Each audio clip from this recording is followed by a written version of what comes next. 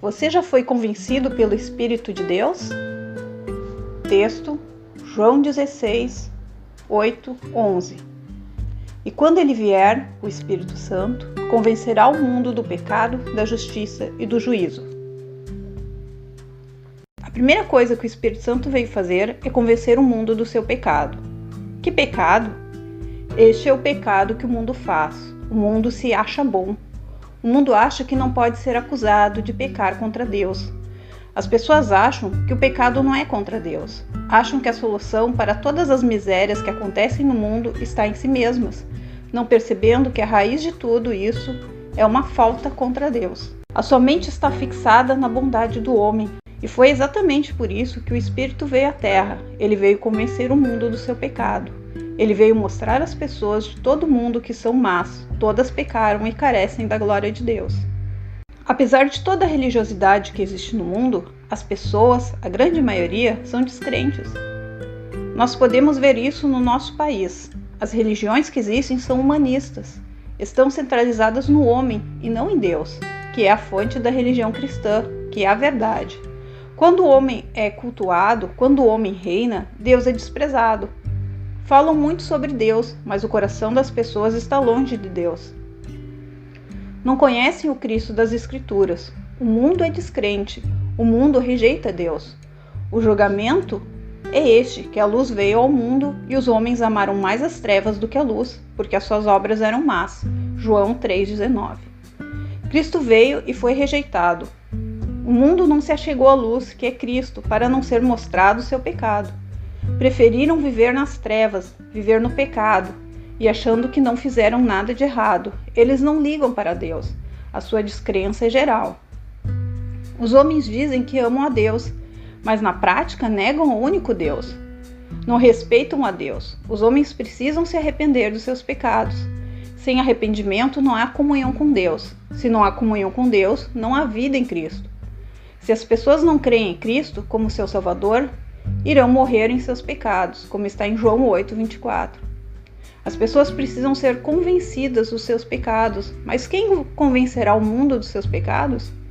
O Espírito Santo é quem faz essa obra. Só ele pode convencer os homens de sua miséria. Ele faz isso através da pregação do Evangelho.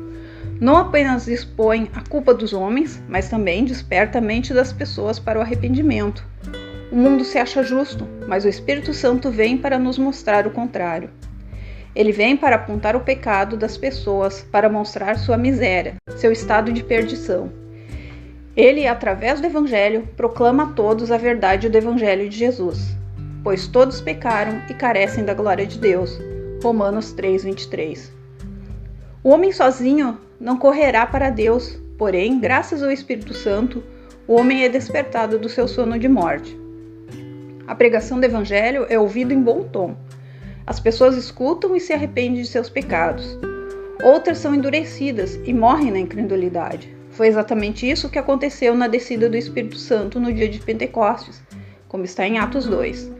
Depois da descida do Espírito Santo, a palavra de Deus foi pregada a uma grande multidão. Foi exposto que há necessidade de arrependimento ao povo. Cristo foi pregado como o caminho da vida e salvação. Enquanto Pedro pregava, o Espírito Santo trabalhava através daquela pregação fiel. O Espírito Santo despertou a consciência e quebrou os corações endurecidos pelo pecado. Ao término da pregação, uma grande multidão perguntava a Pedro e aos demais apóstolos: "Que faremos, irmãos?" Atos 2:37. E o apóstolo Pedro lhes respondeu: "Arrependei-vos e cada um seja batizado em nome de Jesus Cristo para a remissão dos vossos pecados, e recebereis o dom do Espírito Santo." Atos 2:38. As pessoas foram convencidas pelo Espírito Santo de seus pecados, viram que precisavam de uma nova vida. O Espírito Santo mostrou-lhes a sua culpa e a necessidade de uma nova vida. Não uma mudança superficial, mas radical. Deveriam cortar, arrancar a raiz de ligação com o pecado. E aqueles que acreditaram na mensagem de Pedro foram batizados. E naquele dia se uniram aos seguidores de Jesus cerca de 3.000 pessoas. Atos 2:41. Eles correram para Jesus Cristo, descobriram que sem Cristo estavam perdidos em seus pecados. Convencer o mundo da justiça. Jesus foi morto porque foi acusado de ser malfeitor e falso profeta. Quando julgado inocente, foi condenado pelos judeus. Preferiram libertar a Barrabás em vez de Jesus Cristo.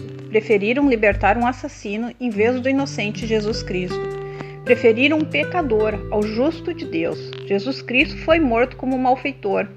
O mundo dizia que ele deveria morrer. Jesus mesmo disse que ele era a justiça e a verdade. Mas o mundo, em nome da justiça, condenou o Senhor Jesus Cristo. Ele foi cortado da terra dos viventes como um assassino pelos homens. Ele foi morto como um malfeitor. Os judeus o expuseram à grande desonra, dizendo ao mundo que Jesus era culpado. Porém, o contrário foi mostrado ao mundo inteiro. No versículo 10 de João 16 diz: da justiça, porque vou para um Pai, e não me vereis mais. Note que neste verso, em que Jesus diz, porque vou para o Pai, Cristo foi rejeitado pelos homens. No entanto, foi aceito no céu pelo Pai. Em Atos 2:22, depois do derramamento do Espírito, Pedro ousadamente proclama: varões israelitas, atendei a essas palavras. Jesus, o Nazareno, varão aprovado por Deus, diante de vós com milagres, prodígios e sinais, os quais o próprio Deus realizou por intermédio dele entre vós, como vós mesmos sabeis. O apóstolo Pedro, pregando no poder do Espírito, afirma expressamente que Jesus era um homem aprovado por Deus. Ele recebeu a aprovação de Deus e não dos homens, mostrando que o julgamento do homem é pecaminoso. É uma justiça pecaminosa, porque julga segundo a carne. Jesus foi ressuscitado por Deus, como está em Atos 2:24. Não ficou na morte, mas venceu a morte e o seu poder. Ele foi exaltado à direita de Deus e por isso ele derramou o Espírito Santo para convencer os homens de sua falsa justiça. Porque Jesus Cristo foi exaltado acima de todas as coisas, ele foi feito Senhor e Cristo. As pessoas foram convencidas de que sua própria justiça não leva a nada, que não podemos encontrar a salvação em nossa própria justiça por ser pecaminosa. As pessoas foram batizadas em nome de Jesus Cristo, receberam o perdão dos pecados decorrente da justiça que vem da cruz. Correram para a justiça de Deus, que mostra que o Senhor Jesus Cristo é quem salva os pecadores arrependidos.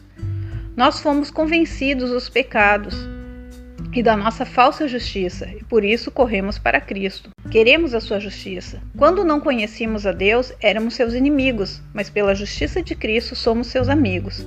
Não vemos a Jesus com os nossos olhos físicos, entretanto, o vemos com os olhos da fé. Ele está à direita de Deus, Pai, intercedendo por nós. A Escritura Sagrada testifica isso claramente, que ele foi para junto do Pai como nossa justiça. Você crê na justiça de Cristo? Ela salva você de seus pecados? Lembrem que o mundo é quem não reconhece Cristo e sua justiça. Porém, nós, que somos cristãos, reconhecemos que somos justos por causa da justiça de Cristo. Fomos convencidos que Jesus é justiça para todos que querem ser salvos dos seus pecados. Essa é a grandiosa obra do Espírito Santo em nossas vidas. Nos mostrou onde devemos buscar a justiça santa, a justiça que nos livra da ira de Deus. Convencer o mundo do juízo. Este juízo é o juízo condenatório de Cristo. É o dia em que todas as criaturas serão julgadas. Naquele dia, Cristo separará os seus fiéis dos infiéis.